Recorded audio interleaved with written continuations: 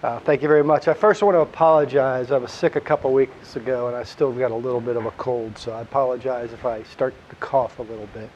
I'm not contagious, I promise you, though. So today I want to talk about St. Patrick's Day, and I know most people here, probably everybody here, associates St. Patrick's Day with the color green. And I'm going to talk about how this shift happened.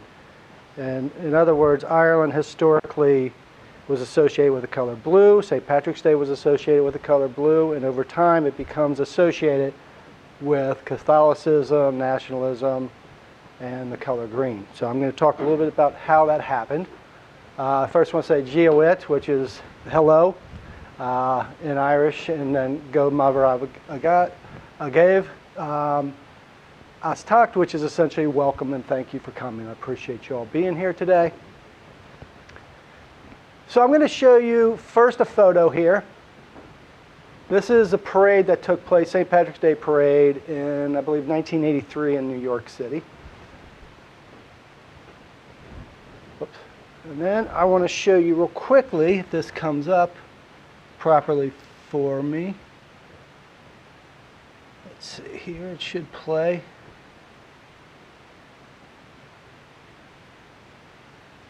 Okay, well, it's not working. Oh, here we go.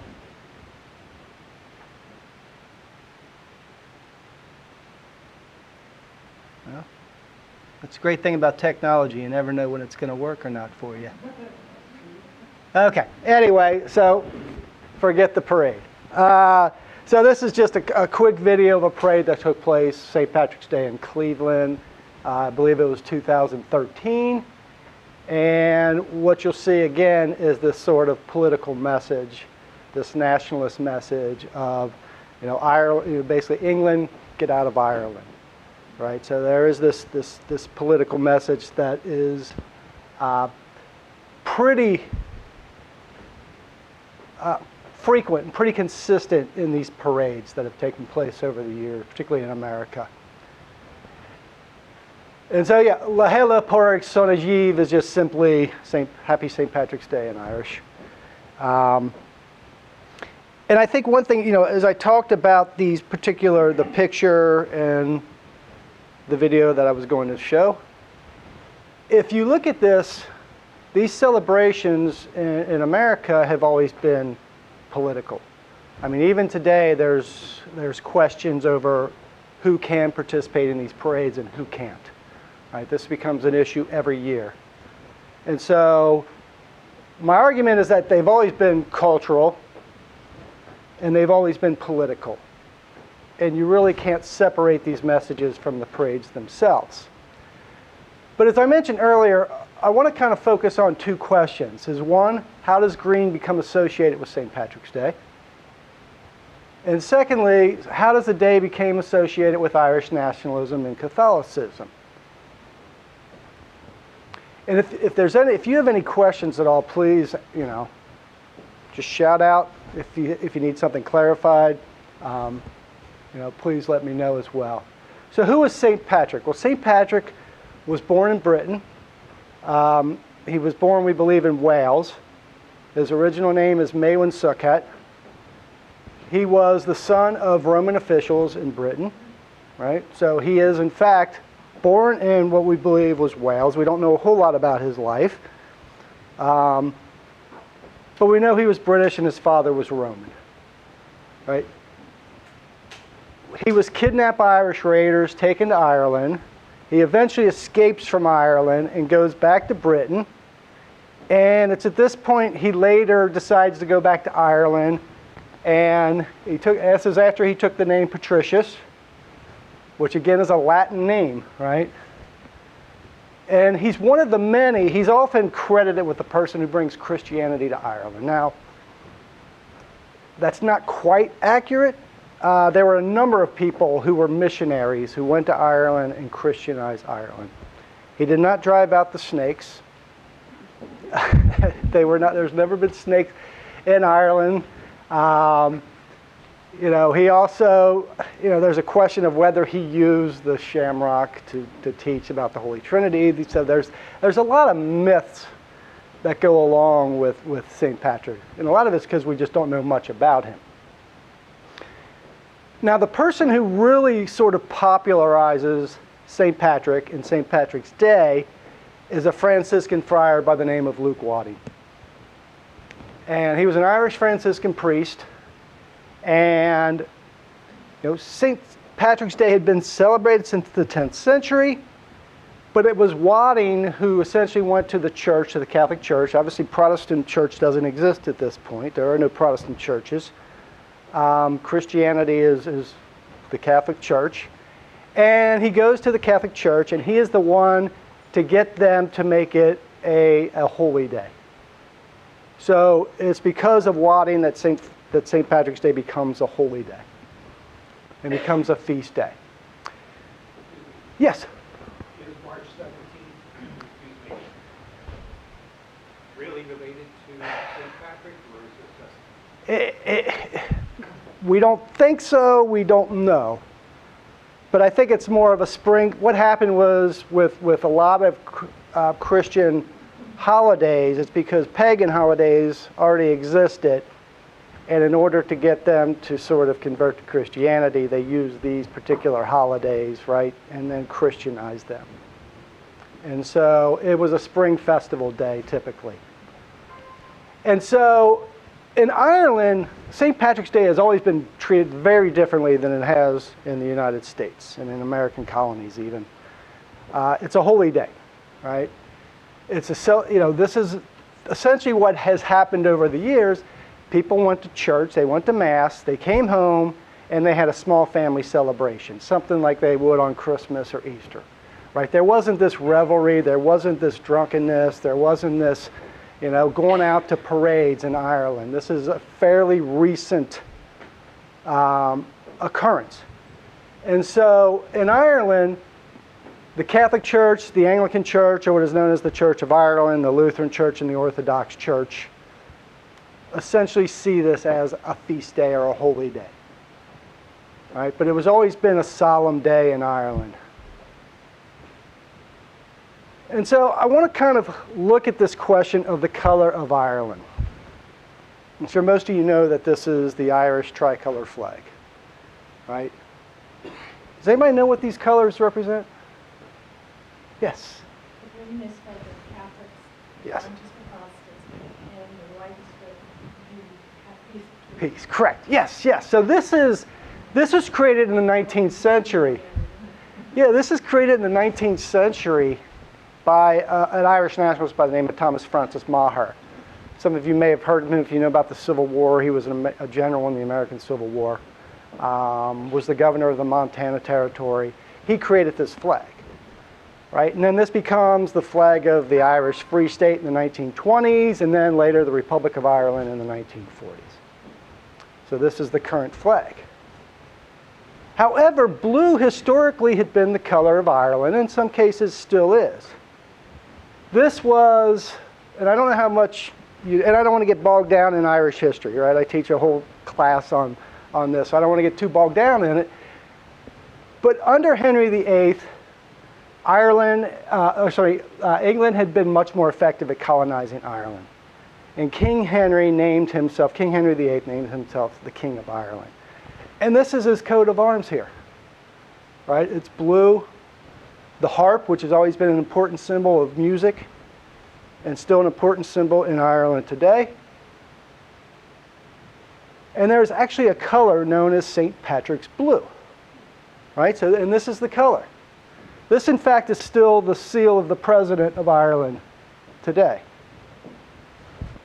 It's, in fact, blue. Constance Markievicz, who was a member of the Irish Citizen Army during the Easter Rising in 1916. Markievicz obviously is not an Irish name. She married a Polish count. The Irish Citizens Army was a socialist organization that participated in this rebellion. And you can see her thing is that she says blue was the old color of Ireland, right? We understand that. W.T. Cosgrave, who was a politician in the early 20th century in Ireland, he says blue is in perfect traditional national accord with our history, and in close association with the most revered and venerated memory of our patron saint. He's obviously referring to Patrick here. So again, we see the association of blue with St. Patrick's Day. We see the association of blue with Ireland historically. Right?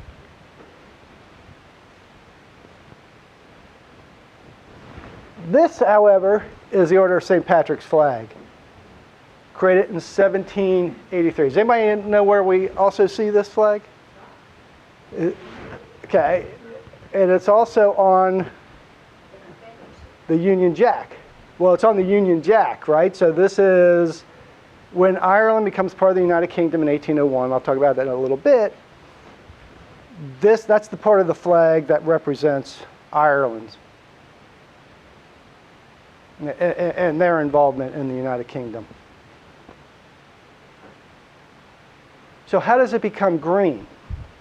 How does this association with St. Patrick and Catholicism become green? Well, we first begin to see this green flag in the 1640s with a group known as the Catholic Confederation.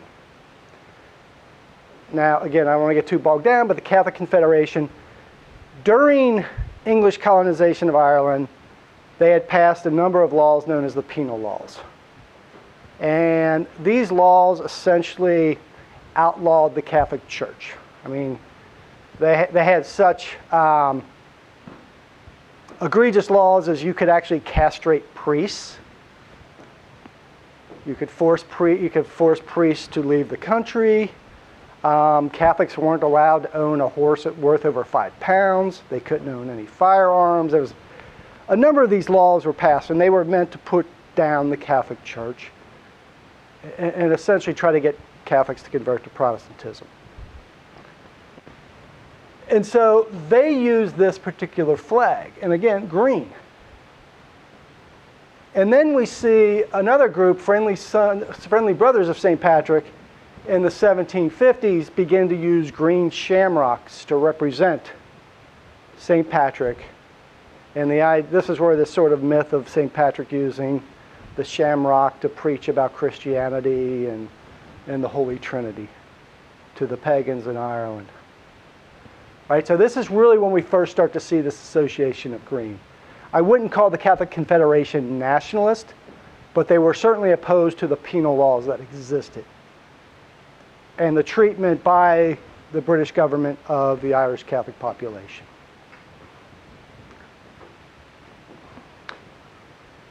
How it becomes associated, the color green, with nationalism is with this uprising that takes place in the late 18th century, the United Irish Uprising. And I'm going to say, Sarah, is any of this coming back to you? Sarah took my Modern Ireland class years ago. Okay.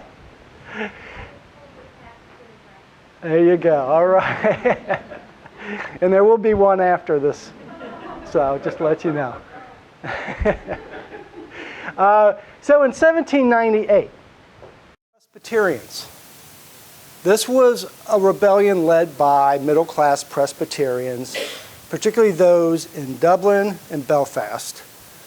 And these are people, these are small shopkeepers, these are lawyers, journalists. Now, one of the things is that I mentioned these penal laws earlier. There were also some of these penal laws that applied to Presbyterians. Right? If you were not part of the Church of Ireland, which was the Anglican Church, you were seen. I kind of use this hierarchy. At the top are the Irish who are the sort of Anglo-Irish who are part of the Anglican Church, Presbyterians, and then Catholics at the bottom. This is also after the American Revolution, in which a lot of these folks had relatives who fought in the American Revolution for the American side. This is after the French Revolution. They were inspired by these revolutions. And they were opposed to the navigation laws, right, that essentially put a socioeconomic glass ceiling on them. And so a rebellion takes place in 1798 in various parts of Ireland. Belfast, Dublin, Wexford. even out in the far west in Mayo, eventually. It's a failure, right? The leaders are hanged, or they end up committing suicide in the case of Wolfe Tone. But it's mostly, except in a few areas, Wexford's an exception, it's mostly a non-sectarian rebellion, led by the United Irish, which is mostly Presbyterian, but also included a group known as the Catholic Defenders. Right? So these two groups come together and fight against the British and try to basically get Britain out of Ireland and have a free Ireland. So this is where they wore green uniforms. And some of you might be familiar with the song, The Wearing of the Green. And I'm not going to sing it for you because I'm a terrible singer. But this is where this phrase, the wearing of the green, is first used. And this is when the association of green with nationalism really becomes prevalent. But again, I'm talking about a rebellion led by Presbyterians, led by Protestants. Yes? Were some of those Presbyterians descendants of the Scots? A lot of them would have been indeed. Some of them were Anglo-Irish, but some of them, what happens is the plantations, and I mean, at one point Ulster, which is the furthest north province, was the most Irish part of Ireland when there were two separate British conquests, but the second one, which was more effective, under Henry VIII and then Queen Elizabeth.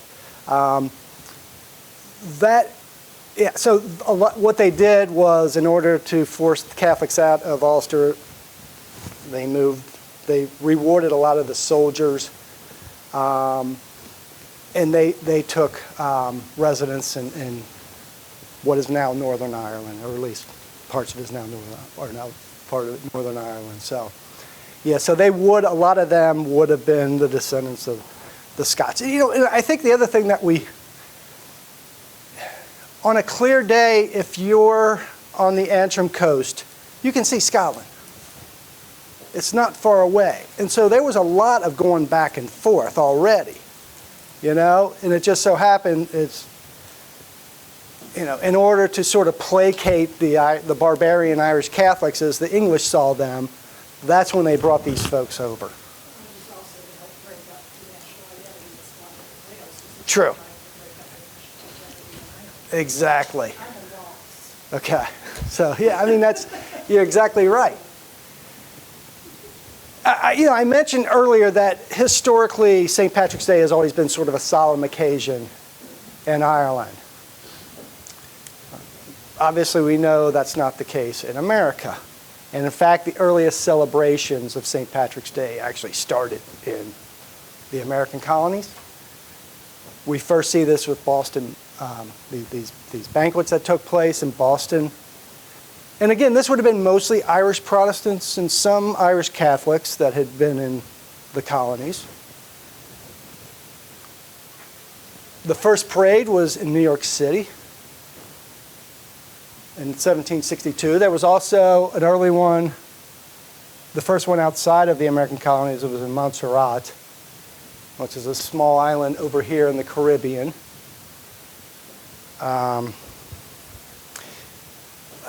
Why Montserrat? Well, one of the myths is that the Irish were enslaved, and that's not quite accurate. I mean, the Irish were essentially treated as indentured servants, particularly when Cromwell came in the 1640s and 50s.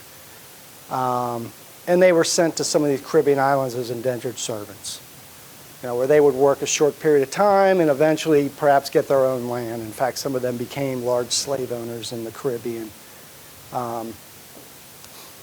But Montserrat, there's a large Irish presence. And so Montserrat in 1769. And again, this is a celebration of Irish culture. These are people who no longer live in Ireland and are celebrating their culture in a different place, in a different colony. in these particular instances. And they talk about being loyal to the British, or if it's after American independence, about being loyal Americans, but also recognizing their Irish heritage. Right? And so it's always been, again, cultural and political. To celebrate this recognition of Irish identity in sort of a dual allegiance, if you will.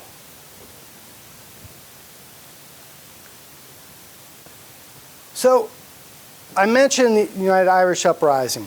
One of the effects of the United Irish Uprising was that in order to get Protestants on the side of the British, and in order to sort of tame the Irish Catholics as they saw it, it's in 1801 Ireland becomes a member of the Act of Union, becomes a member of the United Kingdom. All right, so this is a time where my argument, sectarianism had existed.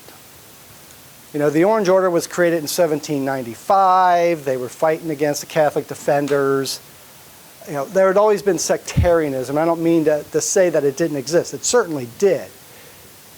But it's throughout the 19th century that Ireland becomes more sectarian. And that Protestants in Ireland become more tied to the UK and become more loyalists or unionists, and Irish Catholics become more nationalists. Because nationalism has gone from being led by Protestants to a mostly Catholic, not completely Catholic by any means, but mostly Catholic over time. And so we see the Act of Union of 1801, Daniel O'Connell, who was often considered the father of Western democracy. He's a Catholic, and he creates a almost exclusively Catholic nationalist movement, first for Catholic emancipation, to get rid of the penal laws. Secondly, and he's effective at that, and secondly is to get rid of the Act of Union, to repeal the Act of Union, what he's not successful at. Right? So this is, and a lot of the Protestants are really put off by his sort of sectarianism as they saw it, his exclusively Catholic nationalist organization. O'Connell was also the sort of the father of the idea of passive resistance that was used by Tolstoy and then Gandhi and then Martin Luther King Jr. And so he's kind of an unknown figure in Western history, but is very important and should be much more known about. And then, of course, we have the famines that take place in the 1840s, what the Irish refer to as the An Gcomhar Mór, which is the Great Hunger. And what this means is that, and again, it mostly affects Catholics. It affects also Protestants. But it's most disastrous in the far west, where the land is not arable, it's rocky. And so what this means is that it's the poorer parts of Ireland, it's the more Gaelic parts of Ireland. The Irish language it doesn't die out by any means, but the number of Irish speakers decreases dramatically over time. And a lot of these folks either die or are forced to emigrate. And a lot of them they go to Australia, South America, they go throughout the world, but most of them end up in the United States.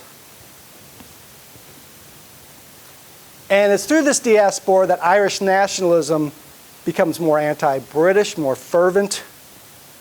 I mean, the Irish American nationalists in the 19th century hated the British far worse than the Irish in Ireland. And so by the end of the 19th century, nationalism becomes mostly associated with Catholicism, where it once was really created by Protestants, led by Protestants, particularly Presbyterians, but also some Anglo-Irish. It becomes almost exclusively. And again, there's plenty of Protestants who participate in the Easter Rising. There's still some Protestants even today, you don't hear about them, but who want to reunite Ireland and are not Unionists or Loyalists in Northern Ireland. And we see this also with the St. Patrick's Day parades. And who's organizing these parades? Again, as Irishness becomes associated with Catholicism, particularly in the United States, and those folks, those Irish Protestants who used to call themselves Irish Protestants, now refer to themselves as the Scots-Irish. We're not those riffraff. You know, we're good, respectable Scots-Irish. Well, yeah, well, there's that question as well. But certainly in America, they were seen as more respectable, all right? And so we have these Ancient Order of Hibernians, which is a Catholic organization, really starts to take over some of these parades, directs a lot of these parades and celebration. Friendly Sons of St. Patrick, which actually started out led by Protestants originally, becomes more and more Catholic over time as well. And we have these various nationalist organizations in America. The Fenians, who invaded Canada on 3 separate occasions in the 1860s, early 1870s. They begin to, it's a almost exclusively Catholic organization, Irish nationalist organization who wants to prepare to go back to Ireland and fight, and they do in 1867. Some of them go back to Ireland, and there's another uprising. Colonel Thomas Kelly is one of the leaders of this rebellion. The Clan na Gael, which takes place, which basically usurps the Fenians. And then more recently, NORAID. NORAID is an organization mostly in the Northeast, but it also existed in other parts of the United States, that raised money for the IRA during the Troubles. Now, they always argued that we only support the families of political prisoners. The reality is they were smuggling guns and involved in all kinds of sort of nefarious stuff with the IRA during the Troubles. These organizations, that sign I showed you in 1983, that was NORAID. NORAID was involved in a lot of these parades, participated in a lot of these parades, right? So that nationalist message is more and more prevalent as a result of Catholic organizations and nationalist organizations coming together.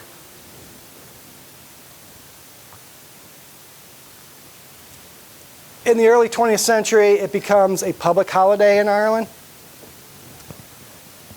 But the first parade in Ireland is not until 1931 in Dublin. And again, it's a sort of solemn event, right? It's a feast day. It's a holy day. Pubs were closed until 1961. You couldn't open a pub on St. Patrick's Day. So it was considered more of a religious holiday. It was, yes, definitely. Yeah. I mean, in Ireland, it was more of a religious a holiday, just like Christmas or Easter would be, right? And then in the 1990s, Fáilte Ireland, which is their tourism board, says, hey, you know a way we can make a lot of money? We can get a lot of Irish Americans and and people from the UK come to Ireland and celebrate St. Patrick's Day. And so it's not until then that you see the kickoff of the St. Patrick's Day Festival, where if you go to the Temple Bar District today on St. Patrick's Day, there's parades, and it's the kind of revelry and drunkenness you would probably see in a lot of places in the United States on that day. All right? But it's not until then that they start to mimic what's going on in Irish America and in the United States. And Northern Ireland's an interesting thing. If you go to, I don't know how many people have been to Northern Ireland here, but the murals in Northern Ireland are peppered throughout certain areas, more the working class areas of Belfast and Derry, or Londonderry as Protestants would call it. And so if you go, these are some of the murals you see, and this is in a Catholic area. This is the Falls Road area of Belfast. And you can see this is Bobby Sands, who was the IRA man who died in the hunger strike in the 80s. Celebrations of the 1916 Easter Rising. You know, you see this one, time for peace, time for the British to go. You know, remember the hunger strikes. Again, a celebration of the 1960 Easter Rising. And then you can't probably read that, but the shackle says made in Britain. Right? So there's very stark symbolism in these murals. And again, they're beautiful. I mean, they're well done.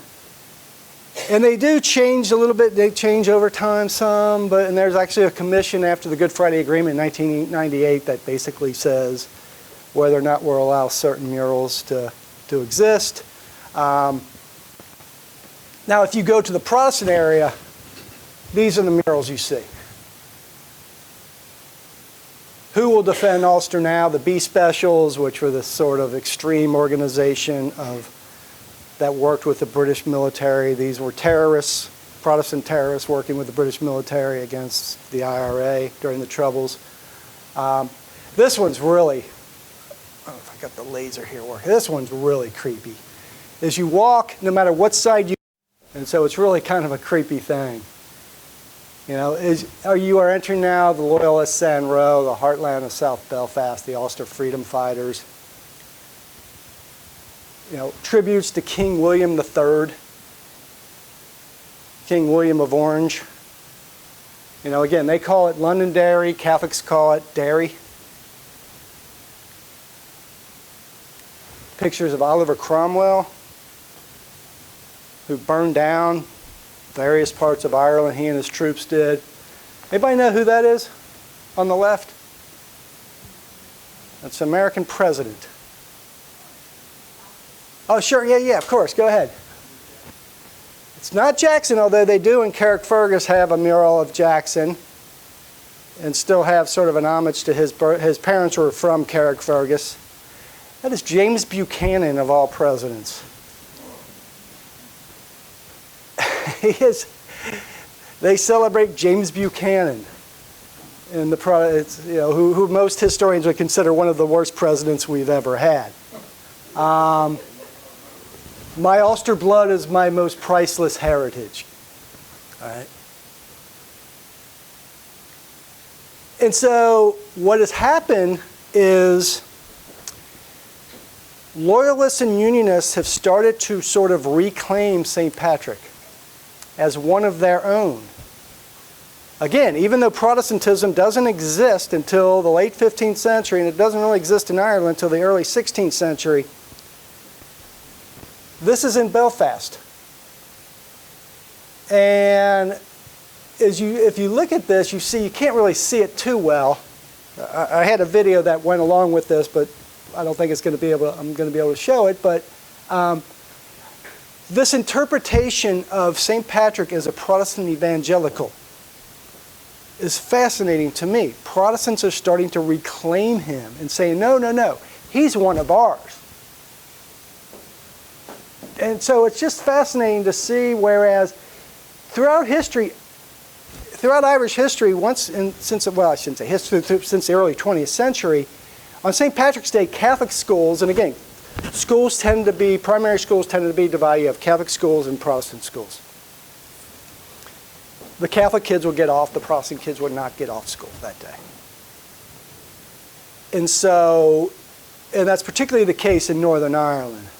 I mean, there are some Protestant nationalist schools in the Republic of Ireland, but, as one of my students pointed out one year, it looks like, he goes, that looks like the actor Patrick Dempsey. You know, this handsome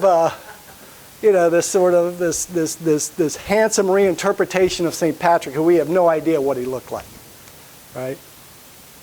And so it's just fascinating to me to see this sort of claiming now by Protestant groups who are Unionists and Loyalists.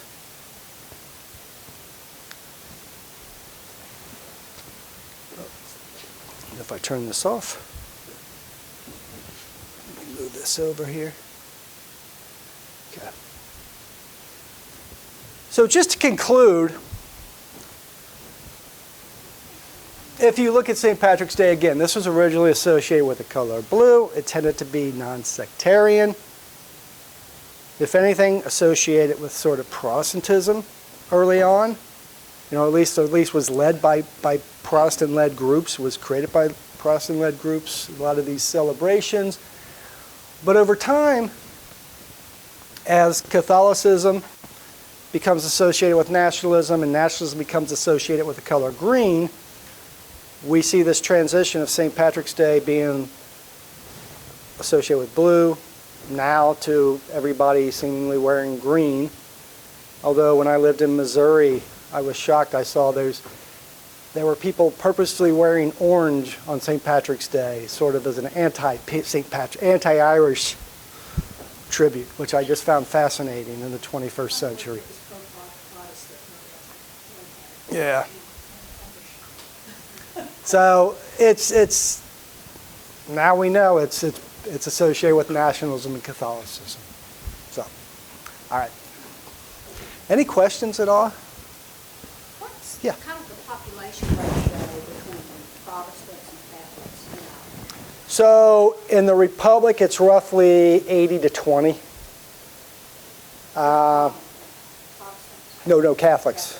If you go to Northern Ireland, it's about 50-50, roughly.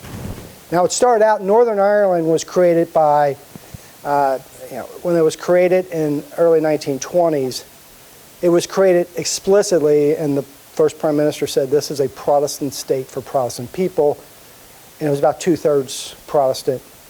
See, Ulster has 9 counties, and 3 of them were predominantly Catholic, and 6 of them were predominantly Protestant, and it was the 6 of them that were predominantly Protestant that became Northern Ireland. The other 3 became part of the Free State. But what's happened over time is that it's become more, the Catholics have kind of caught up demographically, and it's roughly about 50-50 now. A little bit more Protestants, but. Other questions? Yeah, sir.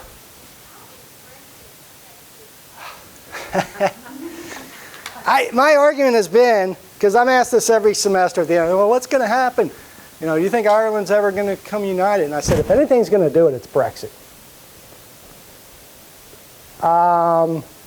There are enough Protestants Brexit negatively affected Northern Ireland. And there are a lot of Protestants in Northern Ireland who are not happy and were not happy and voted against Brexit. Now, the sectarianism is still so deep. There is obviously a concern about becoming associated with the Republic, which is mostly Catholic.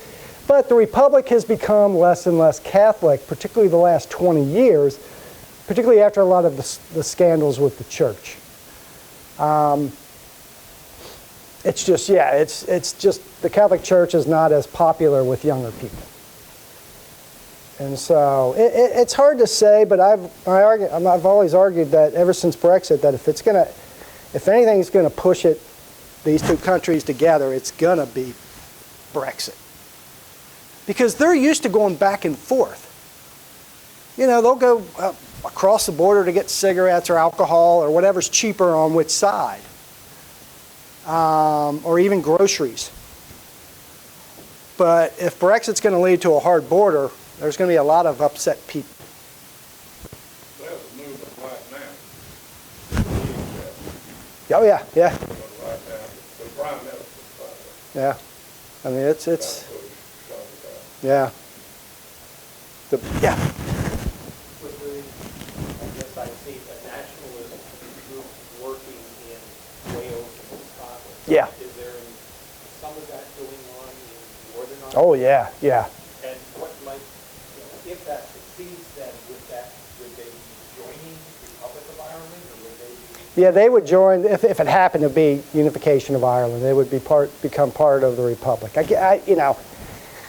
I mean, the Good Friday Agreement allows for that if there's a vote and both sides support it.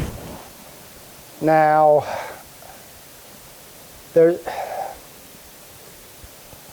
my other argument is Brexit could also lead to the Troubles again. Could also lead to violence and conflict. Is that what you were going to ask? Yeah. I was going to ask us, have you seen Dairy Girls? I have, yes. I have. Accurate of a representation of what that is.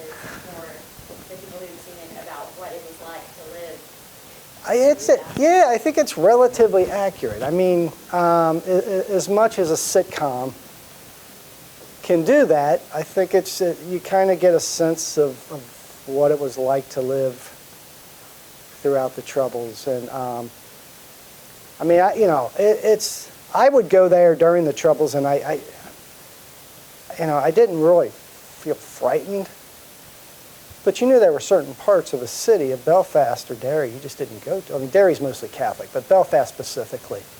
You just stayed away from certain areas. You didn't go to certain pubs. You go today and it's like there's hardly any of that.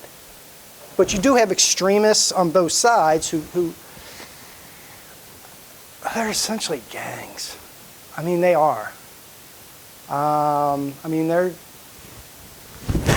There's a new group called, and there's all these different splinter groups that come off of the IRA. The official IRA becomes the provisional IRA, and then the continuity and the real IRA, and now you've got I forget what they call themselves. They're essentially bank robbers and drug dealers. And that's the same on the Protestant side. The Shankill butchers and the UVF, and I mean a lot of the folks. It attracts, when you have high unemployment, you're going to attract younger people to these who have no hope, no future to these organizations. Yeah. Sitting in that car, and there he goes. All that, yeah. In the middle of that parade, and Yeah. they're like all Catholic in the car, and they're like, they're trying to murder. In the car, that's all I mean, yeah, the parades are, it's just, I've been up there during marching season, which is essentially throughout most of the summer, and the Protestants the Orange Order builds these huge bonfires where it's just like stacks of pallets on top of each other, and have these and now they used to march through Catholic areas, which basically was like understand your place in this country, which obviously would lead to violence, and they're not allowed to do that anymore, but there is still, these are parades that are basically meant to show Catholics their position in society. So yeah, it's bizarre to be up there, and a lot of these folks honestly come. I've spoken to some of them, and you talk to them and say, "Where are you from?" A lot of them are from Canada. And they come over from Scotland, and it's like they just come over to cause havoc, right? I mean, obviously there are a lot of the Orange Order is based in, but there are specific Orange Orders throughout other parts of the world. Yes? So, do they celebrate the mural of William Orange? Yes. Do they just celebrate him, because he was Dutch, do they just celebrate him because he was invited over just to kick out the last Catholic? Yeah. Just because he wasn't Catholic? Yeah, because he is seen, well, he also, those battles took place in Ireland. And so, as those things are happening, James comes over to Ireland, and William sends those troops over there, and those battles take place there. And that's where the Orange Order comes from, obviously, is William of Orange, right? Which is a Dutch monarchy. But yeah, they celebrate, and all these, I mentioned the marching season. These parades are a celebration of things that happened in the 17th and 18th century.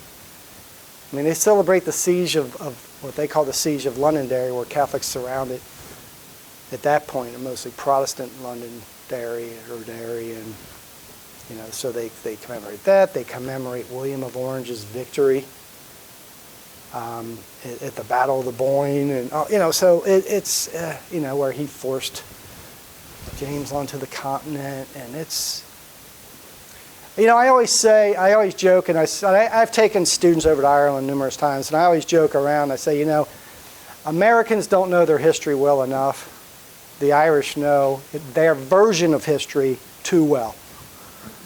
And there are a lot of versions of history, and I'll take them on, we'll do tours and we'll have a guide, and you'll get either, the Catholic, the nationalist version, or the Loyalist version, and you're like, so afterwards I have to kind of say, here, okay, here's what was not true about that particular